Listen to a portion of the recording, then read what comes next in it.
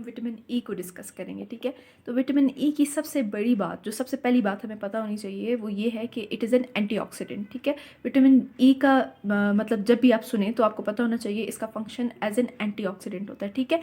तभी इसका दूसरा नाम क्या होता है, एंटी स्टेरलिटी विटामिन या vitamin in search of a disease. क्यों? Because it has a reducing function. इसका एंटीऑक्सीडेंट फंक्शन होता है, इस वजह से इसको एंटी स्टेरलिटी विटामिन कहते हैं। एंटी स्टेरलिटी का मतलब क्या है? स्टेरलिटी को प्रिवेंट करेगा, यानी कि प्रमोट करेगा विद रिप्रोडक्शन, और vitamin in search of a disease, ठीक है। अब जो एक्टिव फॉर्म है वो क्या है? अल्फा टोकोफेरोल है। अब जैसा कि हमने विटामिन डी के लिए बात की थी कि वो कहाँ पे उसकी एब्जॉर्प्शन कैसे होती है, ड्यूडेनम में विद लिपिड्स, ठीक है।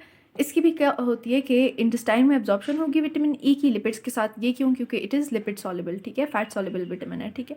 अब क्या होता है, इसी तरह ने कैरी किया था उस तरह से विटामिन ई भी काइलोमैक्रॉन्स के साथ कैरी होकर जाएगा लिवर में, ठीक है। अब विटामिन ई कहाँ पे स्टोर होता है? सबसे ज़्यादा विटामिन ई उन जगहों पे स्टोर होता है जहाँ ज़रूरत होती है। अब विटामिन ई की ज़रूरत सबसे ज़्यादा कहाँ पे है? एडिपोज टिश्यू में, फैट सेल्स में विटामिन ई की ज़रूरत होती है, जहाँ पे ये अपना रिड्यूसिंग फंक्शन कैरी आउट करेगा और अपना the in search of a disease वाला फंक्शन। अब अगर हम बात करें विटामिन ई के सोर्सेज की, ठीक है, तो कौन कौन से सोर्सेज होते हैं? Fats and oils. ऑयल्स में क्या क्या आ जाता है? जर्म ऑयल, कॉर्न ऑयल, सोया ऑयल, ये सारा कुछ, ठीक है। और डाइटरी रिक्वायरमेंट होती है 8 to 10 मिलीग्राम, ठीक है, 8 इन women and 10 milligram in man, ठीक है। और दूसरी बात ये कि जो विटामिन ई की रिक्वायरमेंट है वो बुफा पे डिपेंड करती है, यानी पॉली अनसेचुरेटेड फैटी एसिड्स, जो ऑयल का इंटेक हमारा होता है उस पर डिपेंड करती है। तो जितना ज़्यादा हमारा ऑयल होगा उतना ई की बुफा का इंटेक जितना ज़्यादा होगा उतनी ज़्यादा हमारी विटामिन ई की डिमांड बढ़ती जाएगी बॉडी में। सॉरी, जितनी ज़्यादा अनसेचुरेटेड फैटी एसिड्स की इंटेक होगी उतनी ज़्यादा हमारी ऑयल की डिमांड ज़्यादा हो जाएगी बॉडी में, जो कि हमने बात की थी कौन कौन से ऑयल, सोया ऑयल, फिश ऑयल वगैरह, जो कि क्या है? विटामिन ई है, विटामिन ई रिच है। आते हैं major functions of vitamin E के। जैसे कि हमने पहले भी बात की, इट इज़ एन एंटीऑक्सीडेंट। इसके बाकी जितने भी आप फंक्शंस देखेंगे they are all related to the antioxidant activity of vitamin E, ठीक है।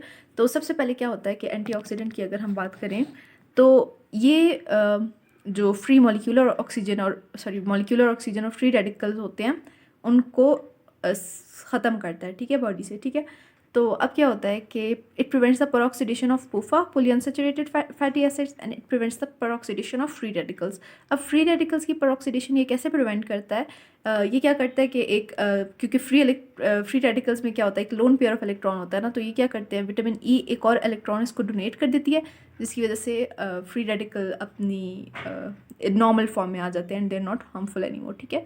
दूसरा ये कि it prevents RBCs from haemolysis. It is an important point, क्योंकि अगर विटामिन ए की डिफिशिएंसी हो, ठीक है, जैसे कि हमने कहा it prevents RBCs from haemolysis, तो ये अगर आरबीसी का हेमोलिसिस हो जाएगा, जाहिर सी बात है डिफिशिएंसी में, तो उसकी वजह से हीमोलिटिक एनीमिया होगा। उसके बाद बात आती है normal reproduction and prevent sterility, जो कि इसके नाम से भी ज़ाहिर है, एंटी स्टेरिलिटी विटामिन, ठीक है। दूसरा ये कि जैसे कि हमने कहा इसकी एंटीऑक्सीडेंट एक्टिविटी होती है, ठीक है। तो जितने भी आप देखोगे, जितने भी एंटीऑक्सीडेंट्स हैं, जितने भी विटामिन आ जाते हैं, दे, जैसे कि विटामिन सी भी हो गया, they reduce the risk of coronary heart disease, ठीक है, क्योंकि हमें पता है ये फैट्स वाली जगहों पे जाके डिपॉजिट हो जाता है और वहाँ पे क्या करता है, जो ख़तरा होता है उसको ख़त्म करता है। तभी हम इसे कह रहे हैं vitamin in search of a disease.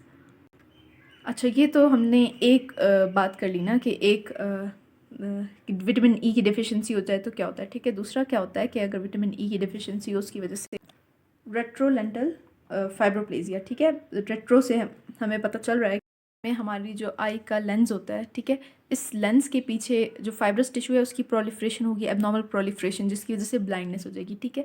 और ये रेट्रोलेंटल फाइब्रोप्लेजिया ये कहाँ पे होता है? प्रीमेच्योर इन्फेंट्स में देखा जाता है, क्योंकि वहाँ उनके पास प्रॉपर विटामिन ई नहीं आ रही प्लेसेंटा के थ्रू, तो इसकी वजह से क्या हो जाता है, उनमें विटामिन ई की डिफिशिएंसी प्रोड्यूस हो जाती है, विच रिजल्ट्स इन रेट्रोलेंटल फाइब्रोप्लेजिया।